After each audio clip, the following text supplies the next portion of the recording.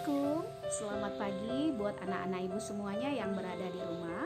Mudah-mudahan anak-anak ibu semuanya berada dalam keadaan sehat walafiat. Bagaimana anak-anak ibu, masih semangat untuk belajar? Jumpa lagi dengan Ibu Novi. Kita akan melanjutkan kembali pembelajaran kita tema 1. Kita lanjutkan kembali pembelajaran kita kelas 5, tema 1, organ gerak hewan dan manusia. Subtema 1, organ gerak hewan. Pembelajaran 5. Mata pelajaran yang kita bahas kali ini adalah IPA, Bahasa Indonesia, dan SPDT. Adapun tujuan pembelajaran: 1. Dengan mengamati gambar, siswa dapat merangkai sebuah cerita dengan percaya diri. 2. Dengan mengamati gambar, siswa dapat mengetahui ciri-ciri hewan vertebrata dan avertebrata. 3. Dengan membaca, siswa dapat menentukan ide pokok dari masing-masing paragraf dengan tanggung jawab. Mari kita mulai pembelajaran 5. Di bawah kandang kelinci, Edo melihat seekor siput yang sedang berjalan perlahan. Edo pun mengambilnya. Kelinci dan siput sama-sama hewan, tetapi gerakannya kok berbeda ya? Kelinci bergerak lincah, berlari, dan meloncat. Sedangkan siput bergerak sangat pelan. Mengapa bisa begitu ya? Gumam Edo penasaran. Ayo kita amati gambar berikut. Nah, dari hasil pengamatan kita dapatkan informasi sebagai berikut. Karakteristik hewan yaitu: yang pertama, karakteristik kelinci. Jenis vertebrata. Organ gerak, kaki, cara gerak, melompat, bentuk organ gerak, sepasang kaki depan dan sepasang kaki belakang. Kecepatan gerak, cepat. Sementara karakteristik siput, yang pertama, jenis avertebrata, organ gerak, perut, cara gerak, melata, bentuk organ gerak, perut lebar, pipi, dan memiliki banyak kelenjar penghasil lendir. Kecepatan gerak, lambat. Pada pembelajaran sebelumnya, kamu telah mengetahui bahwa kelinci termasuk hewan vertebrata. Lalu, bagaimana dengan siput? Siput merupakan hewan avertebrata. Hewan avertebrata merupakan hewan yang tidak memiliki tulang belakang. Adapun ciri-ciri hewan avertebrata lainnya antara lain, biasanya susunan sarafnya berada di perut, memiliki rangka luar, dan otaknya tidak terlindungi oleh rangka. Contoh hewan avertebrata adalah siput, serangga, cacing, ubur-ubur, cumi-cumi, dan lain-lain. Nah anak, untuk meningkatkan pemahamanmu terhadap hewan avertebrata, amatilah organ gerak siput berikut ini. Kita sudah mengenal karakteristik hewan avertebrata pada siput. Siput bergerak dengan cara melata. Siput mempunyai organ gerak berupa perut atau gastropoda. Perut siput berbentuk pipi dan lebar. Perut pada siput berfungsi untuk bergerak dan berpindah tempat. Perut siput juga memiliki banyak kelenjar penghasil lendir.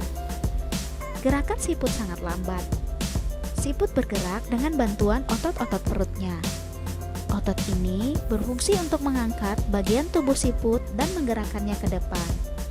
Saat berjalan, siput akan mengeluarkan lendir. Lendir berfungsi untuk melindungi tubuhnya yang lunak saat bergerak.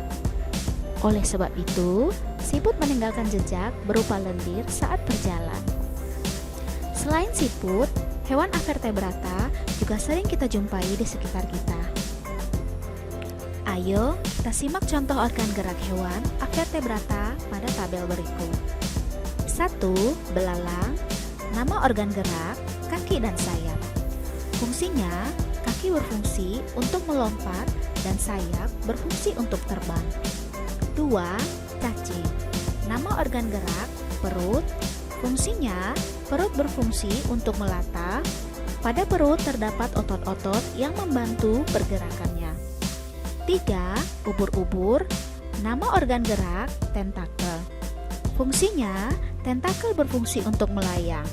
Tentakel berada di sekitar mulut ubur-ubur. Tentakel akan menyemburkan air keluar dari belakang tubuh sehingga ubur-ubur dapat bergerak. Secara umum, organ gerak pada hewan avertebrata terbagi menjadi 3. Agar lebih mudah dipahami, mari kita simak peta pikiran berikut. Hewan-hewan avertebrata yang pertama adalah organ gerak kaki dan sayap. Hewan-hewannya adalah belalang, kupu-kupu, semut. Sementara organ gerak perut, hewannya adalah siput, cacing, dan lintah. Organ gerak yang menggunakan tentakel, ubur-ubur, cumi-cumi, sotong. Kita sudah tahu berbagai organ gerak pada hewan avertebrata. Agar lebih mudah dipahami, kita bisa membuat model sederhana organ gerak hewan avertebrata. Kita bisa membuatnya menggunakan plastisin. Kita tentukan salah satu model kerangka hewan avertebrata. Misalnya, kita akan membuat model kerangka siput. Kita harus membuat model hewan secara lengkap. Kita dapat membuatnya dengan mengikuti langkah-langkah berikut. Alat dan bahan, plastisin berbagai warna. Cara membuatnya, yang pertama, kita buat cangkang siput dengan membentuk plastisin memanjang.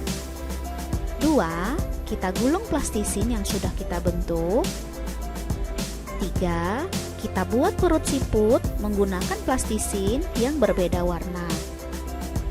4. Kita buat kepala siput dengan cara membentuk plastisin seperti bola kecil dan menempelkannya pada ujung perut siput.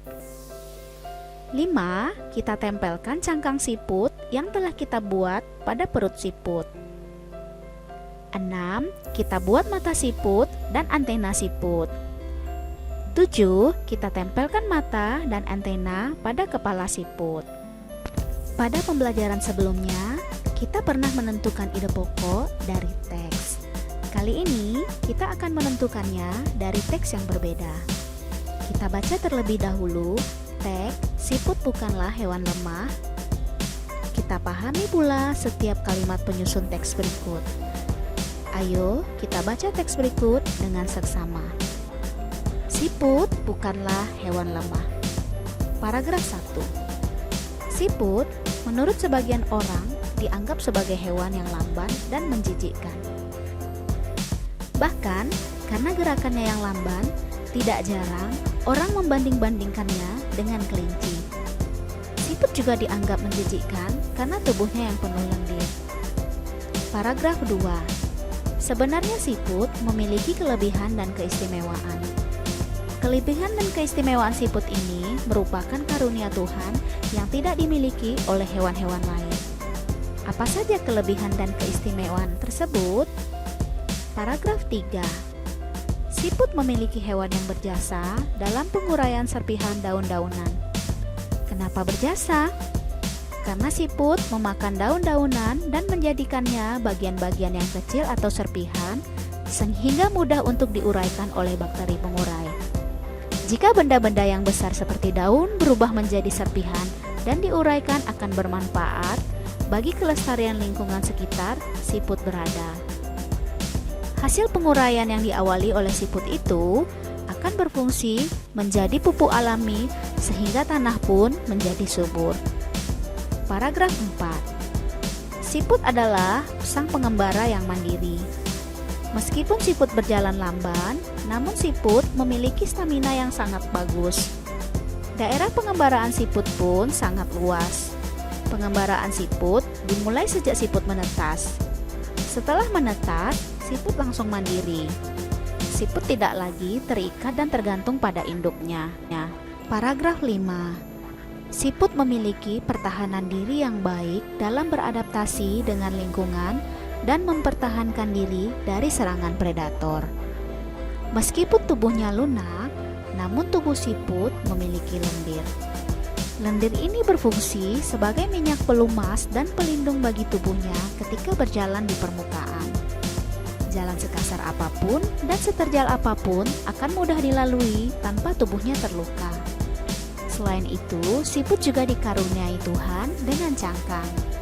Cangkang ini berfungsi sebagai rumah yang memberikan kenyamanan dan keamanan bagi tubuhnya.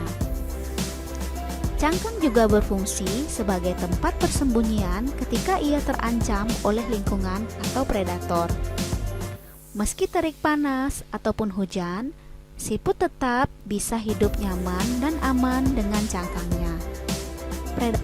Predator pun akan kebingungan untuk memangsa siput karena tubuhnya terlindungi oleh cangkang yang keras. Paragraf 6. Jadi, siput bukanlah hewan yang lemah.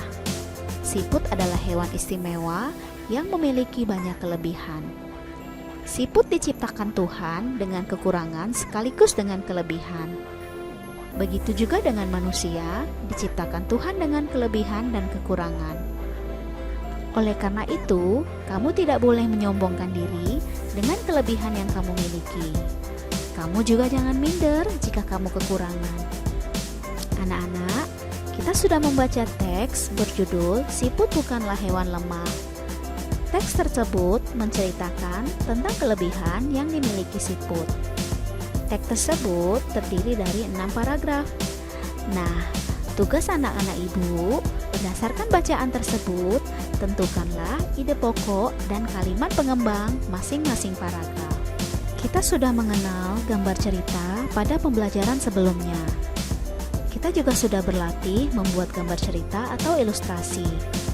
Sekarang kita akan menggambar ilustrasi dari teks "Siput Bukanlah Hewan Lemah". Teks tersebut menceritakan kelebihan dan keistimewaan siput. Kita bisa menentukan corak yang akan kita gunakan. Kemudian kita siapkan juga alas dan pewarna yang kita butuhkan. Dalam membuat gambar cerita, kamu juga harus mengetahui corak gambar cerita atau ilustrasi. Kita bisa mengenali berbagai corak gambar cerita atau ilustrasi. Mari kita simak penjelasan sebagai berikut. Yang pertama, realis. Realis merupakan gambar yang dibuat seperti keadaan aslinya, baik bentuk, ukuran, dan tata letaknya. Contohnya, seperti lukisan berjudul "Kapal Dilanda Badai" karya Raden Saleh berikut ini. 2. Karikatur.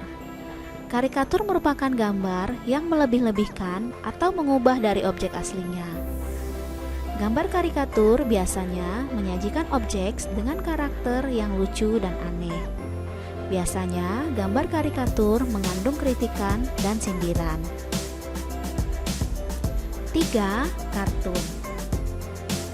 Kartun merupakan gambar yang berfungsi untuk menghibur dan berisikan humor. Gambar kartun dapat berupa tokoh binatang atau manusia.